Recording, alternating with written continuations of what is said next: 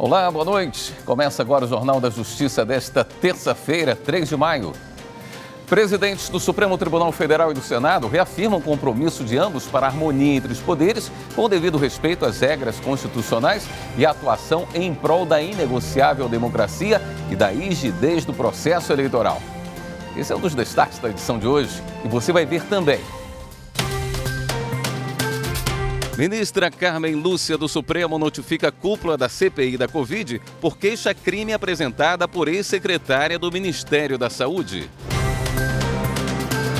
Segunda turma do STF decide pelo prosseguimento de ações penais contra o senador Jorge Cajuru, acusado de injúria e difamação.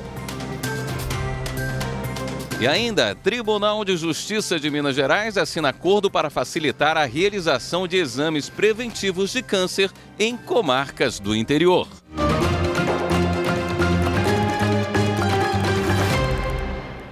Os presidentes do Supremo Tribunal Federal, o ministro Luiz Fux, e do Senado, Rodrigo Pacheco, se reuniram hoje à tarde na presidência do STF. O encontro foi um convite do ministro Luiz Fux. Os presidentes do Supremo e do Senado discutiram a relação entre os dois poderes. Rodrigo Pacheco disse que o objetivo é manter o diálogo e a harmonia. No momento em que nós temos esse ambiente um tanto conturbado, nós precisamos manter esse diálogo, sobretudo com o objetivo de preservação da democracia, de preservação das instituições, do estabelecimento da cultura do respeito entre os poderes e da busca desse respeito da sociedade para com as instituições. O que nós não podemos é permitir que o acirramento eleitoral, que é natural do processo eleitoral e das eleições, possa descambar para aquilo que eu reputei anomalias graves de se permitir falar sobre intervenção militar, sobre atos institucionais, sobre frustração de eleições, sobre fechamento do Supremo Tribunal Federal. Essas, repito, são anomalias graves que precisam ser contidas, rebatidas com a mesma proporção a cada instante, porque todos nós, todas as instituições às quais você se refere, inclusive, têm obrigação com a democracia, com o Estado de Direito e com o cumprimento da Constituição. E esse alinhamento se faz através de diálogo. Em nota, o Supremo Tribunal Federal disse que os presidentes do STF e do Senado conversaram sobre o compromisso para a harmonia entre os poderes com respeito às regras constitucionais e que as instituições vão seguir atuando pela inegociável democracia e pela rigidez do processo eleitoral. O presidente Luiz Fux também recebeu o ministro da Defesa, Paulo Sérgio Nogueira. O encontro com o ministro da Defesa terminou há pouco. Durante a reunião, o ministro Paulo Sérgio Nogueira afirmou que as Forças Armadas estão comprometidas com a democracia brasileira e que os militares atuarão no âmbito de suas competências para que o processo eleitoral transcorra normalmente e sem incidentes. Por sua vez, o presidente do STF ressaltou que a Suprema Corte Brasileira preza pela harmonia entre os poderes e pelo respeito entre as instituições. A ministra Carmen Lúcia do Supremo notificou a cúpula da CPI da Covid por queixa-crime apresentada pela ex-secretária do Ministério da Saúde, Mayra Pinheiro. Os senadores são acusados de violação de sigilo funcional e dano emocional. A ministra notificou os senadores Omar Aziz, do PSD do Amazonas, Renan Calheiros, do MDB de Alagoas e Randolfo Rodrigues, da Rede do Amapá. Segundo a queixa-crime apresentada pela ex-secretária, os parlamentares divulgaram indevidamente e-mails que foram obtidos com a quebra do sigilo telemático da servidora. Ela também acusa os senadores de atuarem para humilhar, constranger e ridicularizar a imagem da ex-secretária durante e depois das investigações. Mayra Pinheiro questionou ainda o indiciamento feito pela CPI em relatório final, que a inclui na lista de autoridades que teriam cometido suposto crime contra a humanidade. Em parecer, a Procuradoria-Geral da República se manifestou pela rejeição do pedido. Na decisão, a ministra afirmou que a notificação segue o que determina a lei sobre ações penais de competência do STF e deu prazo de 15 dias para os senadores apresentarem resposta. Eles, no entanto, não são obrigados a responder. O ministro do Supremo, Alexandre de Moraes, determinou que a Polícia Federal elabore em 15 dias um relatório sobre o material obtido com a quebra de sigilo de mensagens do inquérito que apura o suposto vazamento de dados sigilosos pelo presidente Jair Bolsonaro. No despacho, o ministro determinou que o relatório seja minucioso com a análise de todo o material colhido a partir da determinação da quebra de sigilo telemático, preservado o sigilo das informações. Segundo Moraes, a PF, ao concluir a investigação, encaminhou os dados coletados, mas não elaborou o relatório específico da quebra de sigilo telemático, o que é essencial para a completa análise dos elementos de prova pela Procuradoria-Geral da República. A segunda turma do STF decidiu pelo prosseguimento de ações penais contra o senador do Podemos de Goiás, Jorge Cajuru, acusado de injúria e difamação por postagens em redes sociais contra 2 políticos. A segunda turma retomou o julgamento conjunto de recursos apresentados pelo senador Vanderlan Cardoso, do PSD de Goiás, e pelo ex-ministro das Cidades, Alexandre Baldi, contra decisões do então relator, ministro Celso de Mello, hoje aposentado.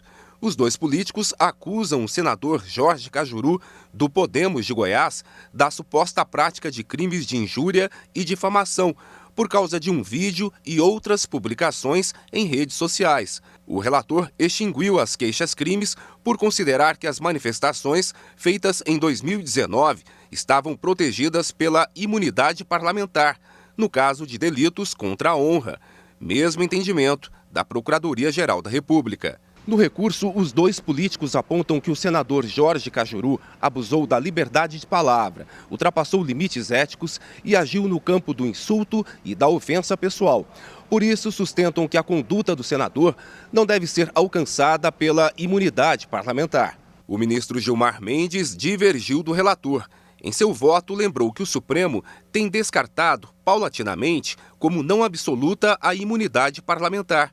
E, diante do teor das publicações, votou pelo prosseguimento das queixas-crimes contra o senador Jorge Cajuru. Percebe-se que houve claramente a superação dos limites do debate político para ofensas, injúrias e difamações de cunho aviltante e exclusivamente pessoais, que não encontram respaldo na liberdade de expressão ou imunidade parlamentar. Por maioria, os ministros seguiram o voto de Gilmar Mendes. Assim como qualquer direito, a liberdade de opinião e de palavra no exercício da atividade parlamentar não é absoluta. Sempre que houver abuso, o Poder Judiciário deverá honrar a responsabilidade institucional que lhe cabe, protegendo os direitos individuais contra excessos, independentemente de se originarem ou não de representantes do povo. Em manifestação enviada ao STF, a Procuradoria-Geral da República defendeu que sejam mantidas as medidas cautelares impostas ao deputado federal Daniel Silveira, do PTB do Rio de Janeiro. Para a PGR, o deputado continua proibido de frequentar eventos públicos, só pode sair do Rio para vir para Brasília e terá de continuar usando a tornozeleira eletrônica. A vice-procuradora-geral da República, Lindora Araújo, entendeu que as restrições devem ser mantidas mesmo depois da graça concedida pelo presidente Jair Bolsonaro. A Procuradoria atendeu a determinação do ministro Alexandre de Moraes, relator da ação penal 1044, em que Daniel Silveira é réu. Veja a seguir, TSE alerta para o fim do prazo para regularização do título de eleitor. Ainda dá tempo. Voltamos já. A TV Justiça é de suma importância para a sociedade porque ela mostra o dia a dia do judiciário e de todos os seus envolvidos. Ela é completamente diferente de todos os outros jornais e eu digo isso porque as informações trazidas são sempre temas presentes na rotina do brasileiro, são questões jurídicas que muitos desconhecem ou que têm dúvida, enfim, trazendo esclarecimentos à sociedade em geral.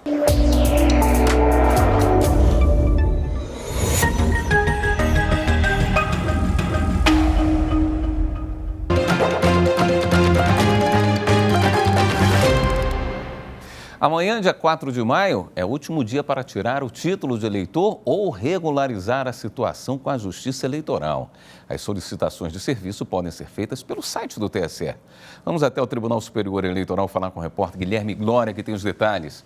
Oi, Guilherme, boa noite para você.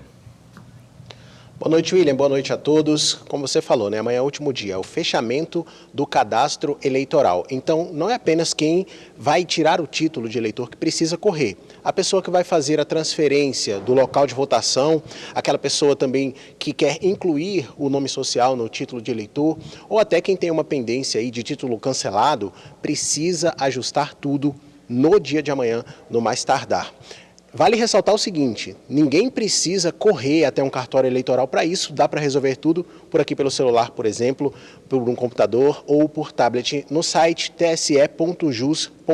É muito fácil, quando você chega lá no site você já procura serviço de atendimento ao eleitor e aí vai ter todas essas opções aí que eu falei, até algumas mais.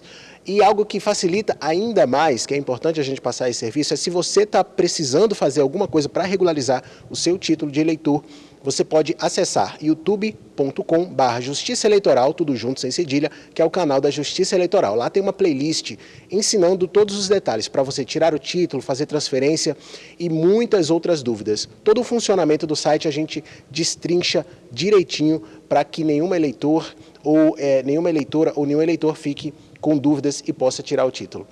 Vale ressaltar um detalhe também, que é uma informação muito importante.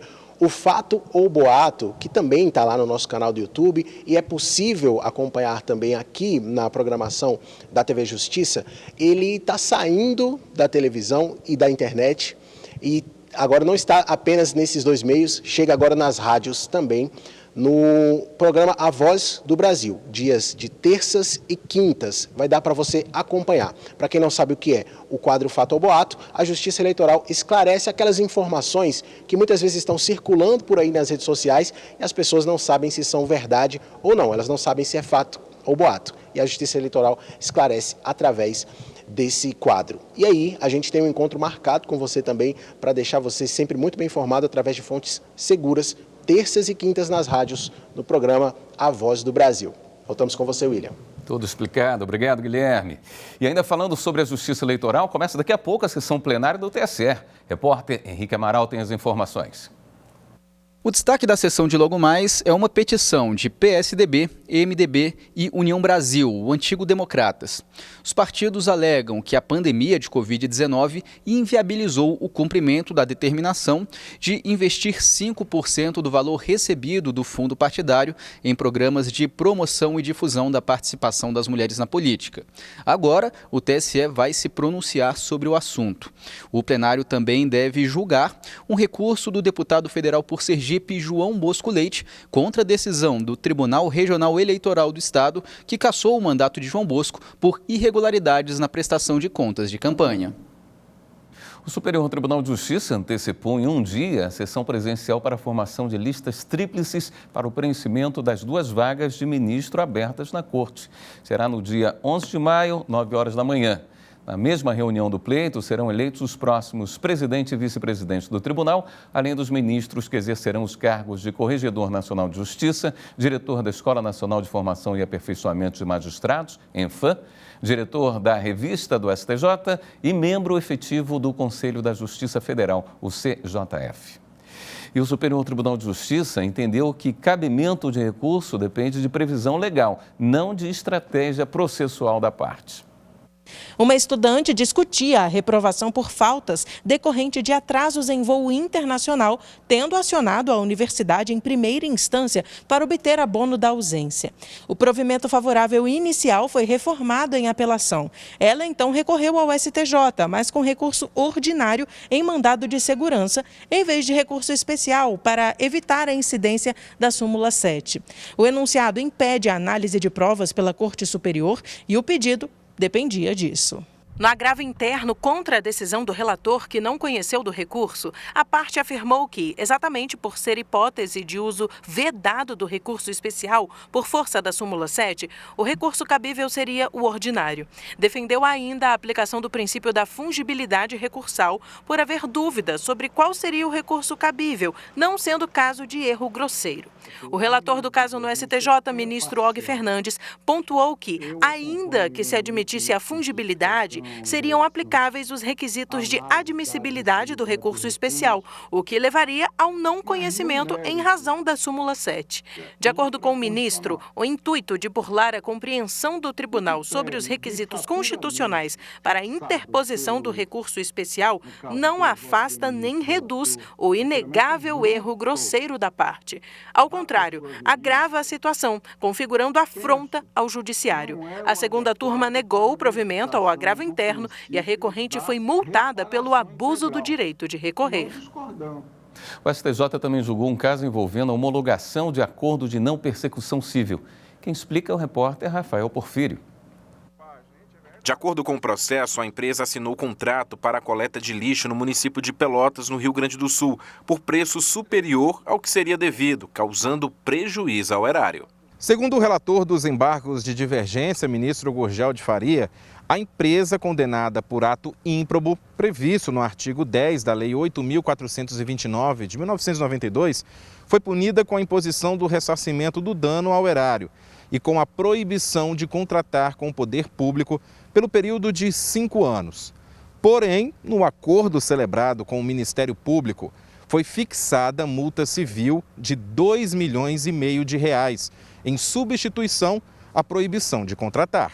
O relator afirmou que a primeira turma, diante de recentes alterações legislativas, tem reconhecido a possibilidade de homologação dos acordos de não persecução civil na instância recursal.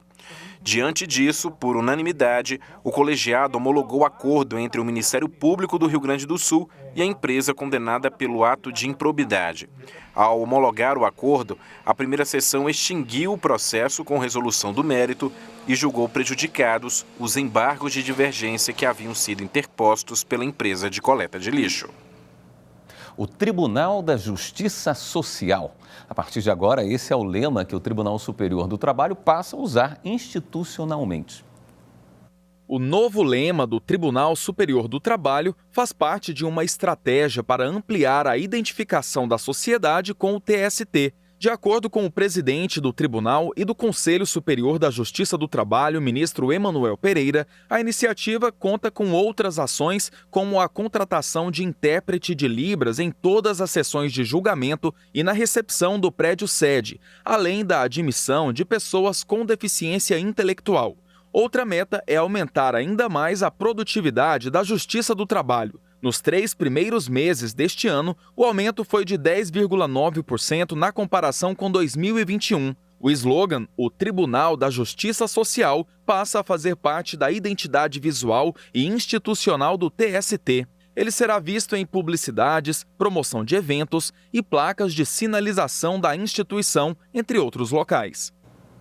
E no próximo bloco, o TJ de Minas Gerais assina termo que vai facilitar a realização de exames preventivos de câncer em comarcas do interior. Voltamos em instantes. A TV Justiça comemora seus 20 anos. E isso é razão de imenso orgulho não só para nós, operadores do direito, mas, sobretudo, para toda a sociedade em geral. Porque informar também é um ato de cidadania. Parabéns, TV Justiça, pelos excelentes serviços prestados à comunidade brasileira.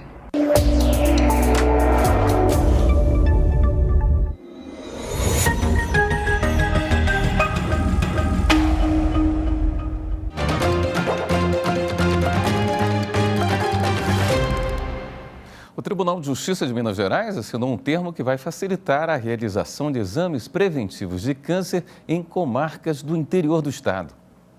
Evelyn é de Nanuque, no Vale do Mucuri. Tem 20 anos. Há 12 descobriu que sofre de neurofibromatose, doença rara que causa tumores. Quando a gente descobriu, o tumor já tinha pegado trompa, ovário, útero, bexiga e reto. É que o diagnóstico veio tarde e a doença ganhou proporções maiores. Sim, ele já tinha se espalhado e já tinha dado metástase. Assim, dos 8 anos de idade para cá, a estudante passou por 5 cirurgias.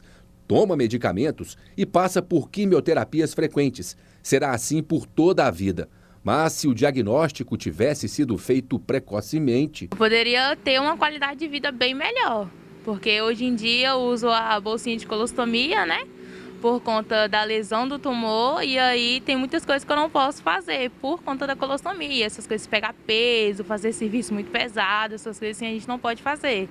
Né? E aí, descobrindo mais cedo, a gente também ia conseguir um estudo, né? Porque a questão do estudo também foi muito difícil, porque a neurofibromatose afeta, né? As pessoas que afeta aprender a ler, aprender a escrever. E na época minha mãe só achava que eu tinha dificuldade. E não, já era da neurofibromatose. A gente aprender a ler, escrever, andar, falar, afeta tudo. E a gente só achava que era uma coisa assim. Não achava que era uma doença. Mas era. como em muitos outros casos de descoberta tardia. Só que agora, o diagnóstico precoce de câncer infantil em cidades do interior do estado vai ganhar um reforço importante. E o reforço vai chegar pelas estradas de Minas. Uma carreta vai percorrer municípios levando atendimento até o povo. A carga transportada será bem especial. Equipamentos de ponta para ajudar a prevenir o câncer. É como se fosse um laboratório móvel que fará, por exemplo, exames de sangue, ultrassom e raio-x. O projeto, chamado de Salvando Vidas, carreta itinerante cuidando da família, envolve o Tribunal de Justiça de Minas Gerais, a Secretaria de Estado de Saúde, a Santa Casa e a Casa de Acolhida Padre Eustáquio, a CAP. O termo de cooperação técnica entre as partes acaba de ser assinado. Cada instituição terá uma responsabilidade. O Tribunal de Justiça encampou essa ideia e vai participar divulgando esse trabalho Salvando Vidas a todas as comarcas, para que os magistrados possam também apoiar essa iniciativa que vem, evidentemente, aí buscar salvar um número maior de crianças que não têm, evidentemente, a condição de ter um atendimento prévio e necessário para evitar o progresso da doença.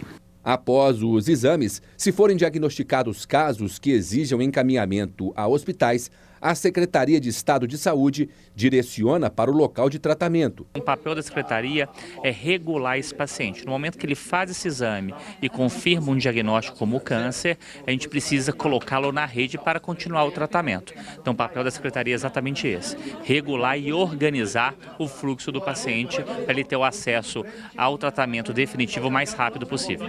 A Santa Casa vai capacitar profissionais de saúde das cidades para ajudarem no projeto, além de gerir a equipe responsável pelos atendimentos. A Santa Casa, ela vai continuar o atendimento dos pacientes oncológicos que ela faz aqui na instituição, só que ela vai fazer agora numa parte mais de prevenção.